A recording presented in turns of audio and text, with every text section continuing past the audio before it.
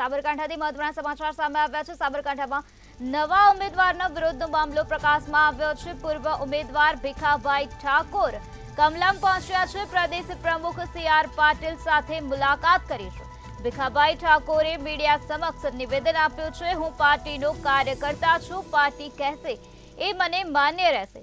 હું ખુશ છું, પાર્ટીનો સનિષ્ઠ કાર્યકર્તા છું અને રહીશ। મારા વિસ્તારમાં કાર્યકર્તાઓ વિરોધ નોંધાવી રહ્યા છે। વિરોધના સમાચાર મને મીડિયાથી પ્રાપ્ત થયા, ત્યારે મારા કાર્યકર્તા છે એમને હું સમજાવીશ। કાર્યકર્તા ભારતીય જનતા પાર્ટી વિરુદ્ધ નહીં જાય। તો સાબરકાંઠાના નવા ઉમેદવારનો વિરોધનો મામલો સામે આવ્યો છે, જ્યાં પૂર્વ ઉમેદવાર ભીખાભાઈ ઠાકોર કમલમ ખાતે પહોંચી ગયા। પ્રદેશ પ્રમુખ સી.આર. પાટીલ સાથે ભીખાભાઈ ઠાકોરે મુલાકાત કરી। ભીખાભાઈ ઠાકોરે મીડિયા સમક્ષ પણ નિવેદન આપ્યું છે કે હું પાર્ટીનો કાર્યકર્તા છું, પાર્ટી મને કહેશે એ મને માન્ય રહેશે। આ સાથે તેઓએ જણાવ્યું કે હું ખુશ છું અને પાર્ટીનો સનિષ્ઠ કાર્યકર્તા છું અને રહીશ। મારા વિસ્તારમાં કાર્યકર્તાઓ વિરોધ નોંધાવી રહ્યા છે। વિરોધના સમાચાર મને મીડિયાથી પ્રાપ્ત થયા છે। મારા કાર્યકર્તા છે એમને હું સમજાવવાનો પ્રયત્ન કરીશ। કાર્યકર્તા ભારતીય જનતા પાર્ટી વિરુદ્ધ નહીં જાય। આ પ્રકારની વાત ભીખાભાઈ ઠાકોર દ્વારા કરવામાં આવે છે। ભીખાભાઈ ઠાકોર દ્વારા આ પ્રકારના નિવેદન આપવામાં આવ્યા છે। સાબરકાંઠામાં નવા ઉમેદવારનો જે વિરોધનો મામલો હતો તેને લઈને પૂર્વ ઉમેદવાર ભીખાભાઈ ઠાકોર કમલમ ખાતે પહોંચ્યા અને પ્રદેશ પ્રમુખ સી.આર. પાટીલ સાથે ભીખાભાઈ ઠાકોરે મુલાકાત કરી અને આ સાથે ભીખાભાઈ ઠાકોરે મીડિયા સમક્ષ પણ પોતાનું નિવેદન આપ્યું। તેઓએ જણાવ્યું કે હું ખુશ છું કે પાર્ટીનો સનિષ્ઠ કાર્યકર્તા છું અને ભવિષ્યમાં પણ રહીશ। તો મારા વિસ્તારમાં કાર્યકર્તાઓ વિરોધ નોંધાવી રહ્યા છે। મારા કાર્યકર્તા છે એમને હું સમજાવવાનો પ્રયત્ન કરીશ। મારા વિસ્તારમાં કાર્યકર્તાઓ વિરોધ નોંધાવી રહ્યા છે। વિરોધના સમાચાર મને મીડિયાથી પ્રાપ્ત થયા છે। કાર્યકર્તા ભારતીય જનતા પાર્ટી વિરુદ્ધ નહીં જાય।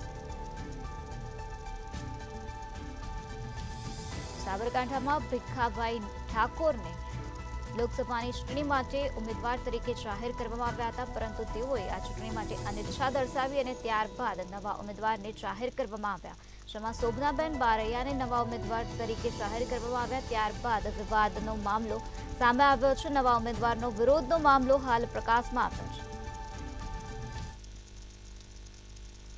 5 સાબરકાંઠા લોકસભાનો ભારતીય જનતા પાર્ટી મને કેન્દ્રીય પાર્લામેન્ટરી અને રાજ્યના પાર્લામેન્ટરી મને ઉમેદવાર સાબરકાંઠા પર બનાવ્યો છે અને પછી પોતાને મને એવું લાગ્યું કે આ ચૂંટણી લડવા માટે મારે અસમર્થતા દર્શાવી અને એ રીતે ચૂંટણી લડવા માટે પોતાનું મેં મારા ફેસબુક પર મૂકી અને ના પાડી હતી।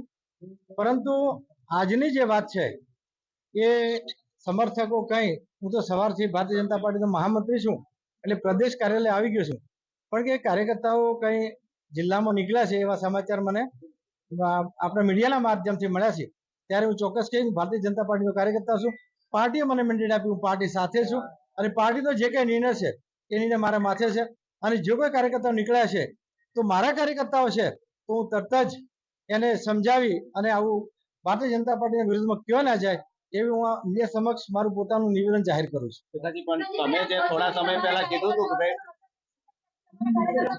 નહીં, મેં કાર્યકર્તાનું નામ નથી, સમર્થકો કદાચ મારા જાણ બહાર કદાચ આવ્યા હોય અને હું તો અહીંયા છું એટલે એ કાર્યકર્તા છે તો કોણ છે એની તપાસ કરાવું છું અને તપાસ કરાવ્યા પછી મારા કાર્યકર્તાઓ છે તો ચોક્કસ કે મારા મતલબ સમર્થકો છે તો હું કહીશ કે ભારતીય જનતા પાર્ટી નિર્ણય છે, હું તો ઘડાયેલો કાર્યકર્તા છું, એ નિર્ણય પાર્ટી જે કરતી હોય એ મને માન્ય છે અને તમારે પણ મારા કાર્યકર્તાઓ કે મારા સમર્થકો, કાર્યકર્તાઓ તો બધા હોય, એમને હું કહીશ કે પાર્ટીનો નિર્ણય મારા માટે સર્વમાન્ય છે। ભીખાજી, અડધો કલાક પહેલા તમે જે ભીખાજી કીધું હતું કે ભાઈ જે ઉમેદવાર પસંદ કર્યા તે અયોગ્ય છે, પાર્ટીના નથી, આયાતી છે, એ વાત પર તમે કાયમ છો કે અયોગ્ય નથી કીધું મેં, ભારતીય જનતા પાર્ટીના છે પણ નવા ફ્રેશ કાર્યકર્તા છે, પણ ભારતીય જનતા પાર્ટીના કાર્યકર્તાઓ અમે સ્વીકાર લેતા હોય છે।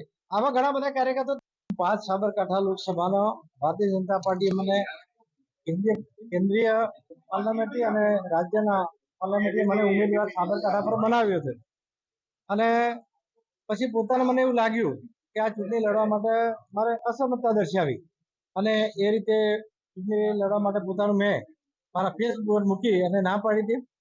પરંતુ આજની જે વાત છે એ સમર્થકો કંઈ, હું તો સવારથી ભારતીય જનતા પાર્ટીનો મહામંત્રી છું એટલે પ્રદેશ કાર્યાલય આવી ગયો છું, પણ કે કાર્યકર્તાઓ કંઈ જિલ્લામાં નીકળ્યા છે એવા સમાચાર મને આપણા મીડિયાના માધ્યમથી મળ્યા છે.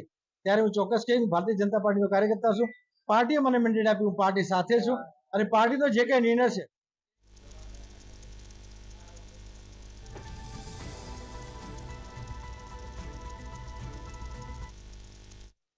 અને એમને લઈને અમે સાથે નીકળશું. ઉમેદવાર પસંદગી યોગ્ય માનો છો?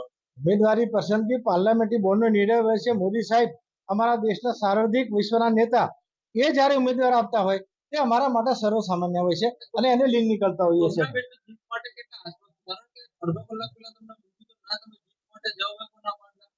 શોભનાબેન જીત માટે શોભનાબેન એ તો નિમિત્ત છે. અમારા નરેન્દ્રભાઈ એ વિશ્વના સાર્વજનિક નેતા, એમના નેતૃત્વ અમે ચૂંટણી લડ્યા છે એટલે અમે ચૂંટણી જીતી જવાના. પ્રમુખ સાથે મુલાકાત કરી, કયા વિષયને લઈને ચર્ચા કરી? પ્રમુખ સાથે બેઠક થઈ. એમને કહ્યું કે ભીખાજી શું આપ ખુશ છો? મેં કહ્યું હા બિલકુલ ખુશ છું.